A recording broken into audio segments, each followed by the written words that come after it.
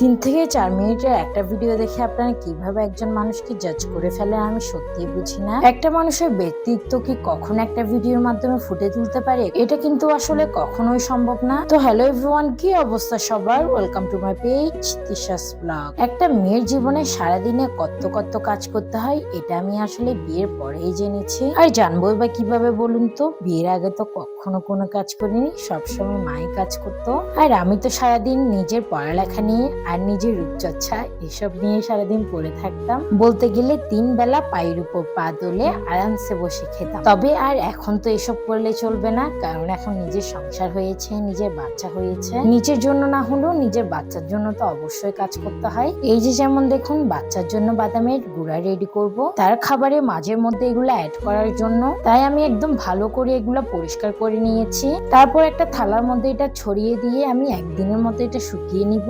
যেহেতু বাইরে খুব বেশি বৃষ্টি পড়ছে, তাই এটা ছাদে শুকাতে দিব না, বাসায় শুকাতে দিয়ে দিব। আর এই যে আরিশের জন্য বাদাম শুকাতে দেওয়ার পরে আমি চলে এলাম, আমার একটা জামা কাটার ছিল, ওই জামাটা কাটতে। আসলে এই জামাটা আমি অনেক আগে কেটে ফেলেছি, তবে জামার হাতাটা কাটিনি, আর এখন কেটে নিচ্ছি ওই জামার হাতাটা।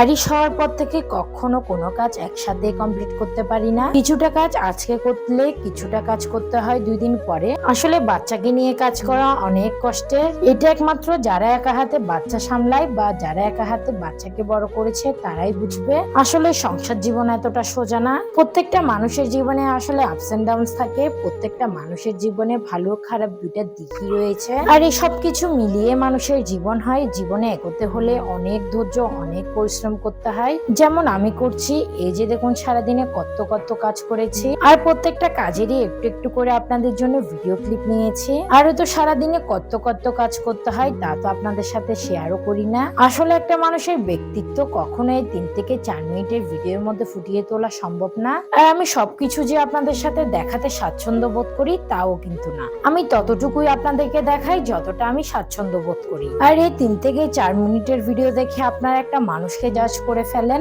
বলেন এই তো সারাদিন কিছুই করে না, সারাদিন ভিডিও বানিয়ে বেড়ায় আর সারাদিন টিকটক করে বেড়ায়। এ কিভাবে সারাদিন নিজের সংসার সামলায় আর নিজের বাচ্চাকে এবার কিভাবে সামলায় সারাদিন। এই যে আমি 3 থেকে 4 মিনিটের আপনাদেরকে ভিডিও দেখাই, এখানে কতটুকু আমি সারাদিনের কাজ দেখাই বলুন তো? আপনারা এই 3 থেকে 4 মিনিটের ভিডিওর মধ্যে ততটুকুই দেখেন যতটা আমি দেখাই।